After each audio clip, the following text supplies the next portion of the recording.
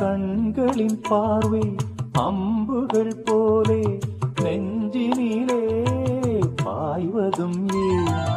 அம்புகள் மீண்டும் பாய்ந்திடும் போது காயங்களும் ஆறியது. ஆறிடும் நெஞ்சம் தேறிடும் நேரம் தெரிந்தது ஏனோ உன்னுறவு. நெருங்கிடும் போதும் நீங்கிடும் போதும் மயங்குவதேனோ என் மனது. இரு நெஞ்சின் துன்பம் இது காதல்தான், அதுபோல இன்பம் எது கண்மணி?